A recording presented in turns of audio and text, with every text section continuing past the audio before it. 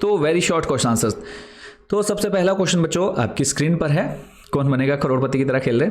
तो पहला क्वेश्चन आपका वेरी शॉर्ट क्वेश्चन आंसर्स का वो है, व्यक्तियों के बीच धार्मिक आस्था के आधार पर भेदभाव ना करने वाले व्यक्ति को क्या कहा जाता है। What a person is called who does not discriminate others on the basis of religious beliefs. तो इसका जो आंसर है बच्चों वो है धर्मनिरपेक्ष, सेक्युलर। और बहुत अच्छे से बच्चों याद करना है, सिलेक्टेड क्वेश्चन रहने वाले हैं, तो ऐसा नहीं है कि फालतू टाइम पास करके आकर के इधर नहीं करना है। और आगे बढ़ने से पहले ये जो आपने 7 क्लासेस देखी हैं, अगर आप इनको अर्ली एक्सेस करना चाहते हैं, जल्दी करना चाहते हैं, तो सिंपली आपको हमारे यहाँ पर व्हाट्सएप नंबर मिल जाता है। इस व्हाट्सएप नंबर पर मैसेज करना है, आपने अपनी क्लास, सब्जेक्ट और मीडियम, ये 3 चीज़ हमको बतानी है। हम आपको एक QR कोड सेंड कर देंगे, उस पर आप मात्र 80 रुपये 80 रुपीज़ में जो है आप इन PDF को परचेज कर सकते हैं। तो जो भी बच्चे बहुत अच्छा स्कोर करना चाहते हैं, अर्ली एक्सेस लेना चाहते हैं इन PDF का, तो आप लोग डायरेक्टली हमारे व्हाट्सएप नंबर पर कॉन्टैक्ट कर सकते हैं। तो चलते हैं नेक्स्ट क्वेश्चन पर। क्वेश्चन नंबर 2 है, भारत सरकार ने सूचना पाने का अधिकार RTI कानून किस वर्ष लागू किया। In which year the government of India implemented the right to information act.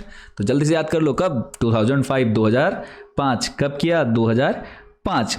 चलते हैं नेक्स्ट, अगला है NCC का पूरा नाम लिखिए, right the full name of NCC। तो याद कर लीजिए, नेशनल कैडेट कोर। इसमें से काफ़ी क्वेश्चन जो होंगे मुझे पता है, जो बच्चे पढ़ने वाले उनको आते होंगे, तो लास्ट में कमेंट सेक्शन में ये भी जरूर बता चलेगा कि इनमें से कितने क्वेश्चन आपको पहले से आते थे। चलते हैं नेक्स्ट, क्वेश्चन नंबर 4 है, उस सूची का नाम बताइए जिसमें आने वाले विषयों पर संघ और राज्य सरकार दोनों कानून बना सकती है। बहुत अच्छा क्वेश्चन है। Name the list on which subjects both the union and the state governments can make laws. तो आंसर है समवर्ती सूची, कॉन्करेंट लिस्ट। कौन सी सूची है? इस सूची का नाम क्या बच्चों? समवर्ती सूची।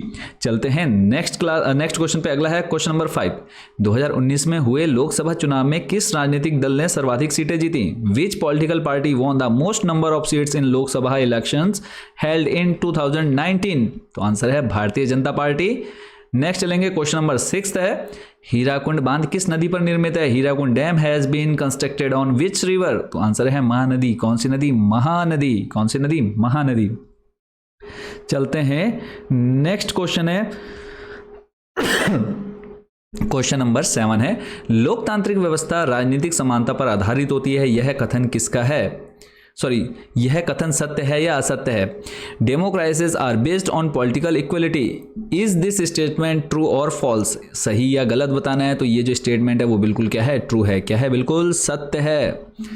नेक्स्ट है क्वेश्चन नंबर 8, 1890 के दशक में अफ्रीका में फैले विनाशकारी पशु रोग का नाम क्या था। What was the name of devastating cattle disease spread in Africa in 1890s। तो आंसर है रेंडर पेस्ट। क्या नाम याद रखना है? Render paste.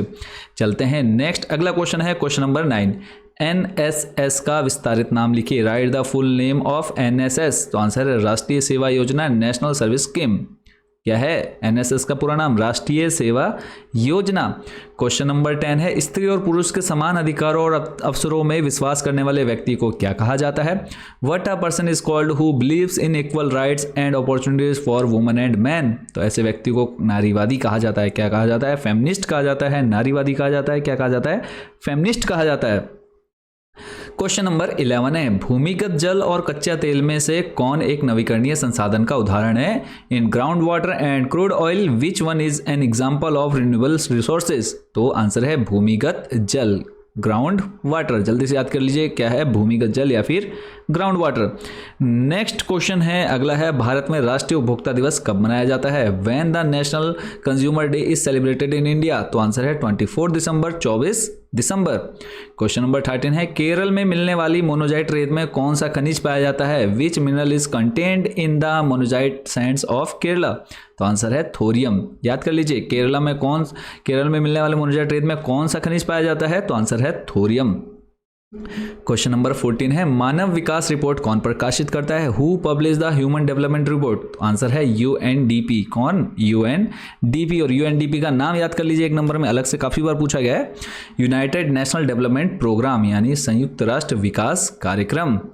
चलते हैं नेक्स्ट क्वेश्चन पे। अगला है क्वेश्चन नंबर 15, नगर निगम का अध्यक्ष कौन होता है। Who is the chairperson of municipal corporation.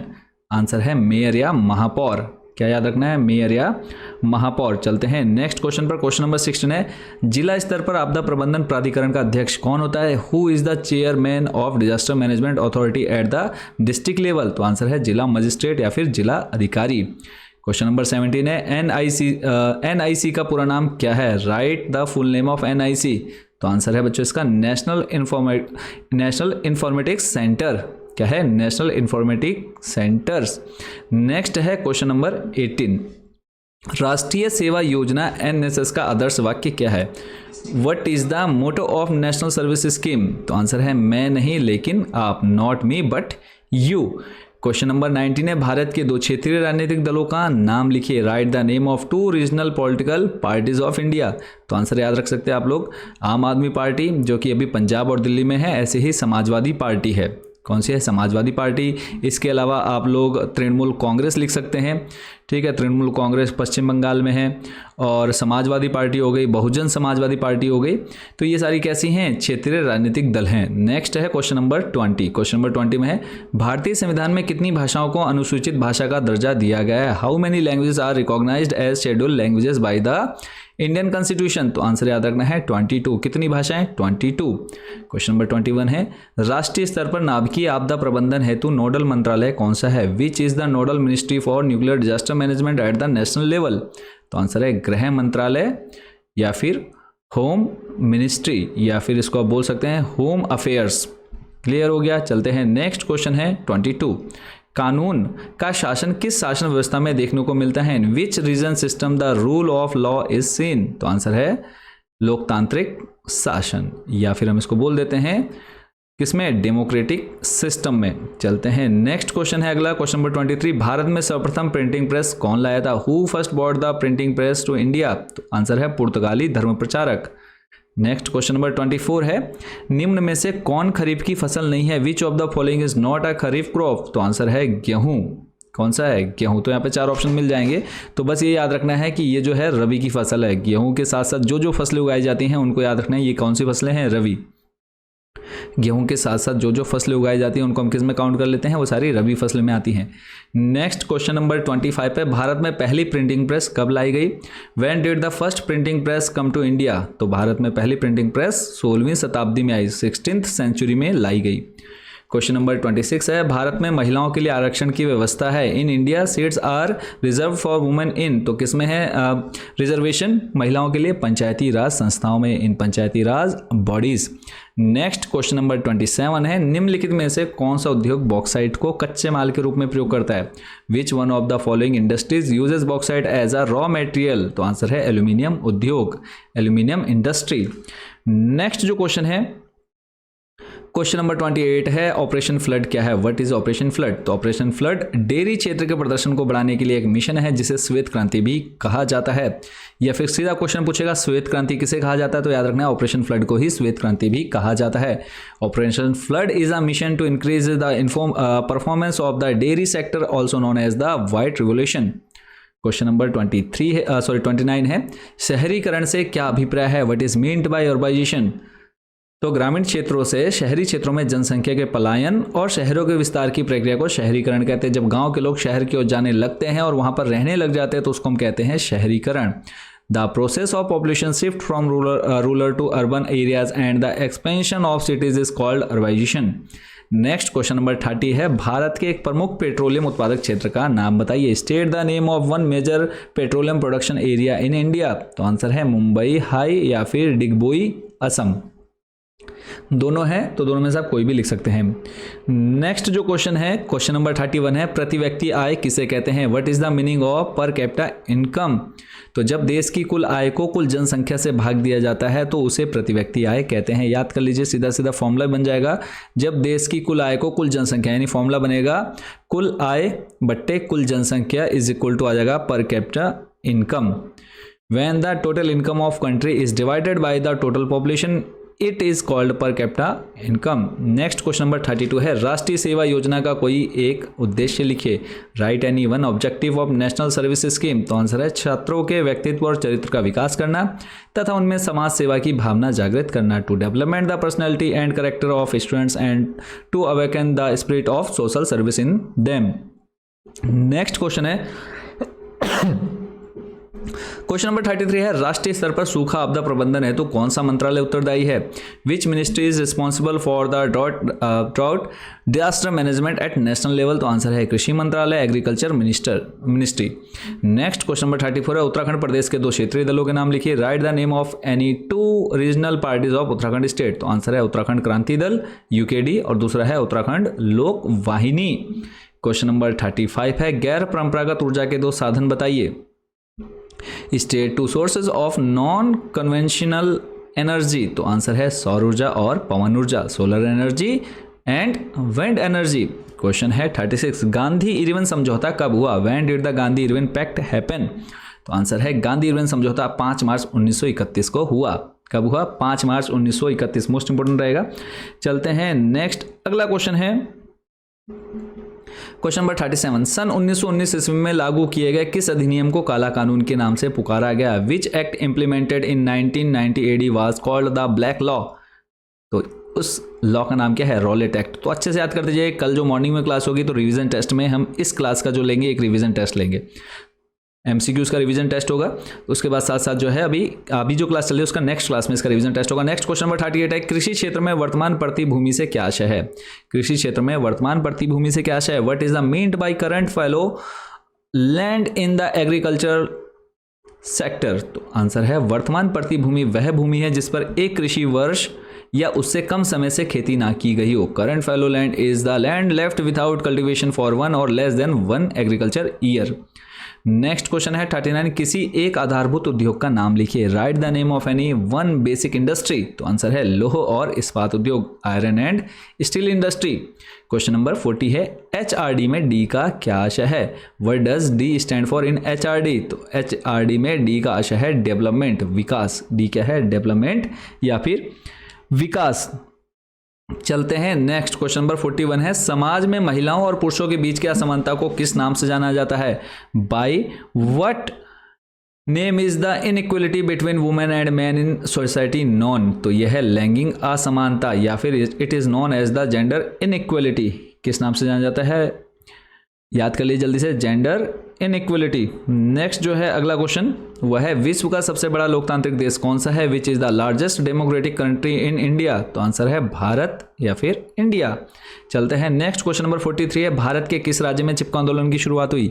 In which state of India did the Chipko movement start? तो आंसर है उत्तराखंड। क्वेश्चन नंबर 44 है जॉलवेराइन क्या था? What is Zollverein? तो यह एक सीमा शुल्क संघ था, यानी एक टैक्स था जो बॉर्डर पर लिया जाता था, जिसका गठन 1834 में प्रशा की पहल पर किया गया। किसने शुरुआत किसकी? प्रशा ने की। तो यहाँ पर है it was a custom union form in 1834 at the initiative of Prussia. Next question है 45 यंग इटली सोसाइटी की संस्थापना किसने की? Who founded the young Italy society? तो आंसर है ज्यूसेप्पे मैथ्सनी। क्वेश्चन नंबर 46 है हिंद स्वराज नामक पुस्तक के लेखक कौन थे? Who was the author of book Hind Swaraj? तो आंसर हो जाएगा बच्चों महात्मा गांधी। क्वेश्चन नंबर 47 है सविनय अवज्ञा आंदोलन कब शुरू हुआ? When did the civil disobedience movement start? तो आंसर है 1930 में दांडी मार्च के साथ। क्वेश्चन नंबर 48 भारत में कहवा या कॉफी का सबसे बड़ा उत्पादक राज्य कौन सा है? तो अब देखो कॉफी आ गया तो लिख लोगे, कहवा आ गया तो छोड़ करके आ जाओगे। क्वेश्चन बनेगा भारत में कहवा का सबसे बड़ा उत्पादक राज्य कौन सा है? तो पता ही नहीं है ना कहवा क्या होता है, तो याद रखिए कहवा को ही कॉफी कहते हैं। Which is the largest producer state of coffee in India? तो आंसर है कर्नाटका। नेक्स्ट 49 है सुंदरवन राष्ट्रीय उद्यान किस राज्य में स्थित है? In which state is the Sundarbans national park located? तो आंसर है Paschim Bangal, West Bengal. Question number 50 है टिहरी बांध परियोजना किस राज्य में स्थित है? In which state is the Tehri dam project located? तो आंसर है उत्तराखंड, हमारा प्यारा उत्तराखंड। क्वेश्चन नंबर 51 है काली मृदा या मिट्टी को किस अन्य नाम से जाना जाता है? By what other name is black soil known? तो आंसर है रेगुर मृदा या फिर रेगुर सॉइल। तो याद कर लीजिएगा, एक नंबर में सीधा सीधा घुमा फिरा करके पूछना होगा तो आपसे पूछ लेगा कि कौन सी मिट्टी को रेगुर मिट्टी या रेगुर मृदा कहा जाता है? तो आंसर याद रखना है काली मिट्टी को। 52 है भारत का सबसे पुराना तेल उत्पादक राज्य कौन सा है? Which is the oldest oil producing state of India? तो आंसर है असम, डिगबोई। असम के अंदर जो है डिगबोई एक जगह है। नेक्स्ट क्वेश्चन है क्वेश्चन नंबर 53 है श्रीलंका कब एक स्वतंत्र राष्ट्र बना? When did Sri Lanka become an independent nation? तो 1948, हमारे देश के आज़ाद होने के एक साल बाद। अगला है, यूरोपीय संघ का मुख्यालय कहाँ स्थित है? Where is the headquarters of the European Union located? तो ब्रुसेल्स बेल्जियम है, बेल्जियम एक देश है और उसकी राजधानी है ब्रुसेल्स। नेक्स्ट क्वेश्चन नंबर 55 है, समवर्ती सूची के किसी एक विषय का नाम लिखिए। Right the name of any one subject of the concurrent list. तो आंसर है शिक्षा, वन, मजदूर संघ, एजुकेशन और फॉरेस्ट या फिर ट्रेड यूनियन, इनमें से आप कुछ भी लिख सकते हैं। नेक्स्ट क्वेश्चन है, भारत में किस प्रकार की दलीय व्यवस्था है? What type of party system is there in India? बहुदलीय व्यवस्था, मल्टी पार्टी सिस्टम। 57 है, वैश्वीकरण से क्या तात्पर्य है? What is meant by globalisation? तो विभिन्न देशों के बीच अर्थव्यवस्थाओं के तीव्र एकीकरण की प्रक्रिया को वैश्वीकरण कहते हैं। The process of rapid integration of economics between different countries is called globalisation. Question number 58 है, विश्व व्यापार संगठन WTO की स्थापना कब हुई? When was the world trade organisation established? 1 जनवरी 1995, 1 जनवरी 1995। चलते हैं नेक्स्ट जो है, क्वेश्चन नंबर 59 है, भारत में मुद्रा करेंसी कौन जारी करता है? Who issued currency in India? तो आंसर है भारतीय रिजर्व बैंक, RBI। चलेंगे नेक्स्ट क्वेश्चन नंबर 60, एगमार्क किन वस्तुओं के लिए प्रमाणक चिन्ह है? Agmark is a certification mark for which items? तो खाद्य उत्पादों के लिए, कृषि उत्पाद के लिए। For food product, agriculture products के लिए। नेक्स्ट क्वेश्चन नंबर 61 है, गिरमिटिया मजदूर किसे कहा जाता है? Who were called indentured labours? अनुबंध के तहत काम करने वाले बंधुआ मजदूरों को, यानी इनसे जो है पहले ही साइन करा लिया जाता है कि इतने टाइम आपको काम करना है और इतने पैसे आपको मिलेंगे। Bounded labours working under a contract sign करा लिया जाता है। नेक्स्ट क्वेश्चन नंबर 62 है, सरदार सरोवर बांध किस नदी पर बना है? On which river is the Sardar Sarovar dam built? तो आंसर है नर्मदा नदी, नर्मदा रिवर। क्वेश्चन नंबर 63 है, प्राथमिक क्षेत्र में कौन सी गतिविधि आती है? Which activities come under the primary sector? तो आंसर है कृषि, डेयरी, मछली पालन और वानिकी, agriculture, dairy, fishing and forestry. Question number 64 है, तृतीयक क्षेत्र को और किस नाम से जाना जाता है? By what other name is the territory sector non? तो आंसर है सेवा क्षेत्रक, सर्विस सेक्टर। क्वेश्चन नंबर 65 है, भारत में सबसे अधिक साक्षरता वाला राज्य कौन सा है? Which is the most literate state in India? तो आंसर है केरल। क्वेश्चन नंबर 66 है, पूर्ण स्वराज की मांग कहाँ और कब की गई थी? Where and when was the demand for Purna Swaraj made? तो 1929 के लाहौर अधिवेशन में है। क्वेश्चन नंबर 67 है, गुलामगिरी पुस्तक के लेखक कौन थे? Who was the author of the book गुलामगिरी? तो आंसर है ज्योतिबा फूले। 68 है, रबी की किन्हीं 2 फसलों के नाम लिखिए। Right the names of any 2 rabi crops? तो गेहूं और चना, वीट एंड ग्राम। नेक्स्ट है 69, चिपको आंदोलन के प्रणेता कौन थे? Who was the Pioneer of the Chipko movement? तो सुंदरलाल बहुगुणा और इसके साथ ही गौरा देवी। नेक्स्ट जो क्वेश्चन है, क्वेश्चन नंबर 70, भारत में वन्य जीव संरक्षण अधिनियम किस वर्ष लागू किया गया था? In which year was the wildlife protection act implemented in India? तो 1972। क्वेश्चन नंबर 71 है, बाल्कन क्षेत्र के निवासियों को क्या कहा जाता था? What were the inhabitations of the Balkan region called? तो स्लाव कहा जाता था, याद रखिए स्लाव। क्या कहा जाता था? स्लाव। क्वेश्चन नंबर 72 है, रक्त और लोह की नीति किसने अपनाई थी? Who adopted the policy of blood and iron? Auto von Bismarck. कौन किसने किया? Auto von Bismarck. नेक्स्ट है question number 73, Simon commission Bharat कब पहुंचा? When did the Simon commission reach in India? 1928। Question number 74 है, सूती वस्त्र उद्योग का एक मुख्य केंद्र बताइए। Name one major centre of the cotton textile industry? Ahmedabad या फिर मुंबई। क्वेश्चन नंबर 75, देखो यहाँ पर अहमदाबाद मुंबई दोनों में अगर ऑप्शन में आएगा तो दोनों में से एक ही मिलेगा, और अगर वैसे लिखना है तो आप दोनों में से कोई भी लिख सकते हैं। स्वर्ण चतुर्भुज या फिर स्वर्णिम चतुर्भुज, गोल्डन क्वाड्रिलेटरल क्या है? What is the golden quadrilateral? तो यह भारत के 4 प्रमुख महानगरों, इन महानगरों के नाम याद कर लीजिए। एक नंबर में अलग से पूछ लेगा कि 4 महानगरों के नाम बताइए। तो यहां पर जो है याद कर लीजिए जल्दी से कि 4 महानगर कौन कौन से हैं? दिल्ली, मुंबई, चेन्नई और कोलकाता को जोड़ने वाला राजमार्ग है। 4 महानगर कौन कौन से? दिल्ली, मुंबई, चेन्नई, कोलकाता। और स्वर्णिम चतुर्भुज क्या है? यह एक राजमार्ग है। नेक्स्ट 76 है, भारत में मतदान करने की न्यूनतम आयु क्या है? What is the minimum age for voting in India? सभी बच्चों को पता है 18 ईयर्स, 18 वर्ष। क्वेश्चन नंबर 77 है, सत्ता की साझेदारी से क्या तात्पर्य है? What is meant by power sharing? तो विभिन्न समूहों के बीच शक्ति का वितरण करना ताकि टकराव ना हो। Distribution of power among different groups to avoid conflict. Next question है 70th, सूचना का अधिकार कानून का मुख्य उद्देश्य क्या था? What is the main objective of the RTI act? सरकारी कार्यों में पारदर्शिता और जवाबदेही लाना। देखो आरटीआई का मतलब क्या है कि अगर आपको लगता, मान लो आपके गांव में कोई काम हुआ है तो आपको पता करना है कि उस काम में कितने रुपए का खर्चा आया। जैसे हम लोगों को सोचता है कि अरे ऊपर से तो 1 करोड़ रुपए आया और इन्होंने 10 लाख में काम निपटा दिया, बाकी के जो है ये लोग 90 लाख खा गए। तो ये जो है इसके बारे में पूरी डिटेल जानकारी अगर आपको चाहिए तो आप लोग खुद से भी आप लोग ये जानकारी ले सकते हैं आरटीआई एक्ट के द्वारा। ठीक है, नेक्स्ट क्वेश्चन है, क्वेश्चन नंबर 79 है, बहुराष्ट्रीय कंपनियां किसे कहते हैं? What are multinational corporations? तो वह कंपनी जो एक से अधिक देशों में उत्पादन पर नियंत्रण या स्वामित्व रखती हो। तो इसके अंदर जो है आप लोग एप्पल रख सकते हैं, सैमसंग रख सकते हैं, बहुत सी ऐसी कंपनियां हैं जिनको हम बहुराष्ट्रीय कंपनियां बोल सकते हैं।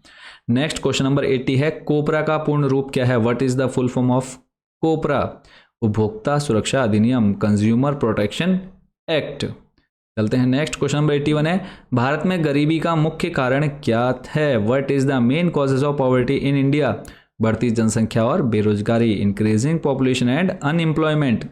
चलते हैं नेक्स्ट क्वेश्चन पर, सुनामी शब्द किस भाषा से लिया गया है? From which language is the word to tsunami derived? तो जापानी भाषा, जैपनीज लैंग्वेज। नेक्स्ट है क्वेश्चन नंबर 83, बाढ़ नियंत्रण के लिए एक उपाय सुझाइए। Suggest one measure for flood control. तटबंधों का निर्माण करना और वृक्षारोपण करना, construction of embankments and plantation of trees. फिर है रिसेट का संबंध किस आपदा से है? With which disaster is Richter associated? तो आंसर है भूकंप। तो ये क्या है? भूकंपीय तरंगों का मापन है। Earthquake measurement of seismic waves. Next question है, राष्ट्रीय आपदा प्रबंधन प्राधिकरण NDMA, who is the chairman? राष्ट्रीय आपदा प्रबंधन प्राधिकरण का अध्यक्ष कौन होता है? Who is the chairman of the national disaster management authority? NDMA की फुल फॉर्म भी पूछ सकते हैं, तो आंसर याद कर लीजिए, नेशनल डिजास्टर मैनेजमेंट अथॉरिटी। और इसके जो अध्यक्ष होते हैं वो होते हैं प्रधानमंत्री। चलते हैं नेक्स्ट क्वेश्चन पर। अगला जो क्वेश्चन है, क्वेश्चन नंबर 86 है, वंदे मातरम गीत की रचना किसने की थी? Who compose the song Vande Mataram? Bankim Chandra Chattopadhyay या फिर बंकिम चंद्र चटर्जी भी आ जाएगा, तब भी कोई प्रॉब्लम नहीं है। नेक्स्ट है अगला क्वेश्चन, गिर नेशनल पार्क किसके लिए प्रसिद्ध है? व्हाट इज द गिर नेशनल पार्क फेमस फॉर? तो आंसर है एशियाई शेरों के लिए, फॉर एशियाटिक लायंस। नेक्स्ट है क्वेश्चन नंबर 88, भारत में लौटते मानसून से किस तट पर वर्षा होती है? Which coast receive rainfall from the retreating monsoon in India? तो आंसर है कोरोमंडल तट, जो कि कहाँ है? तमिलनाडु में है। 89 है, संघवाद या फिर फेडरलिज्म क्या है? What is federalism? तो शासन की वह व्यवस्था जिसमें शक्ति केंद्र और राज्यों के बीच विभाजित होती है। A system of government in which power is divided between the centre and the states. Next question number 90 है, साक्षरता दर किसे कहते हैं? What is literacy rate? तो 7 वर्ष से उससे अधिक आयु की जनसंख्या में शिक्षित व्यक्तियों का अनुपात। The proportion of literate person in the population as 7 years and above.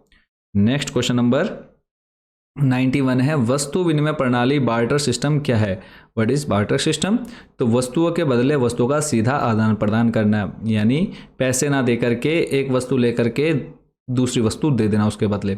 Direct exchange of goods for goods. Question number 92 है, यूनेस्को का मुख्यालय कहाँ है? Where is the headquarters of UNESCO? तो आंसर याद रखना है पेरिस में, और जो कि फ्रांस की राजधानी है। नेक्स्ट क्वेश्चन है 93, लौह अयस्क किस प्रकार का संसाधन है? What type of resources iron और? तो अनवीकरणीय संसाधन, non renewable resource. Next question number 94 है, भारत की प्रमुख खाद्य फसल कौन सी है? Which is the main food crop of India? तो आंसर है चावल या फिर गेहूं।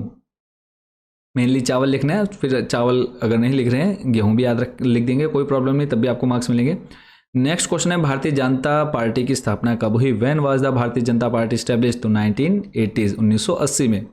96 है, लोकतंत्र की एक चुनौती लिखिए। Write one challenge to democracy, भ्रष्टाचार या जातिवाद या अशिक्षा। क्वेश्चन नंबर 97 है, उदारदाता किसे कहते हैं? उधारदाता, who is called a lender, तो वह व्यक्ति या संस्था जो ब्याज पर पैसा उधार देती है, अ पर्सन और institution that lends money on interest. Next question number 98 है, उपभोक्ता का कोई एक अधिकार बताइए। State any one right of a consumer, तो चुनने का अधिकार या सूचना का अधिकार, राइट टू चूज और right to information. Next question है, उत्तरांचल का नाम बदलकर उत्तराखंड कब किया गया? When was the name Uttaranchal change to Uttarakhand? तो याद कर लीजिए जल्दी से, 1 जनवरी 2007, 1 जनवरी 2007। लास्ट क्वेश्चन है बच्चों आज की क्लास का, उसके बाद जो है आपका रिवीजन टेस्ट। चिपको आंदोलन का मुख्य उद्देश्य क्या था? What was the main objective of Chipko movement? पेड़ों की अंधाधुंध कटाई को रोकना और पर्यावरण की रक्षा करना, to stop indiscriminate felling of trees and protect the environment. तो ये थे बच्चे आप लोग के top 100 very short question answers, क्योंकि टॉपिक वाइज हम आपको यहाँ पर प्रिपरेशन कराने वाले हैं। सबसे पहले आपने एमसीक्यूज देखा, आपके एग्जाम में वेरी शॉर्ट आते हैं, शॉर्ट आते हैं, लॉन्ग आते हैं। अभी कथन कारण के 2 नंबर के पूछे जाएंगे, केस स्टडी आपकी 4 नंबर की आएगी, मैप वर्क 6 नंबर का आएगा। ठीक है, तो देखो 1 नंबर, फिर उसके बाद very short 1 number, MCQs 1 number, very short 1 number, फिर उसके बाद आते हैं आपके शॉर्ट क्वेश्चन आंसर्स 3 नंबर में पूछे जाते हैं, लॉन्ग क्वेश्चन आंसर्स 4 नंबर के पूछे जाते हैं, अभी कथन कारण 2 नंबर का पूछा जाएगा, और केस स्टडी 4 नंबर की, और एसएसटी का जो मैप वर्क है वो आपसे पूछा जाएगा 6 नंबर का। तो सब कुछ आपको प्रिपेयर कराने वाले हैं। तो अर्ली एक्सेस जो बच्चे लेना चाहते हैं या फिर बहुत अच्छा स्कोर करना चाहते हैं, तो ये सभी पीडीएफ जो है मात्र आप 80 रुपीज़ में पे कर सकते हैं, और सिलेक्टेड क्वेश्चन आपकी इन पीडीएफ में रहने वाले हैं। तो कैसे ले सकते हैं? सामने स्क्रीन पर आप लोग हमारा व्हाट्सएप नंबर देख पा रहे हैं। इस व्हाट्सएप नंबर पर मैसेज करना है, क्लास सब्जेक्ट मीडियम बताने हैं, इतना बताते हैं, हम आपको एक QR कोड सेंड कर देंगे। इस पर आप जैसे 80 रुपीज़ पेमेंट करते हैं, 80 रुपये पे करते हैं, आपको पीडीएफ डायरेक्टली आपके व्हाट्सएप नंबर पर भेज दी जाएगी। तो आपकी जो वेरी शॉर्ट वाली क्लास थी वो यहाँ पर कंप्लीट होती है। अब जो है आपका रिविजन टाइम है।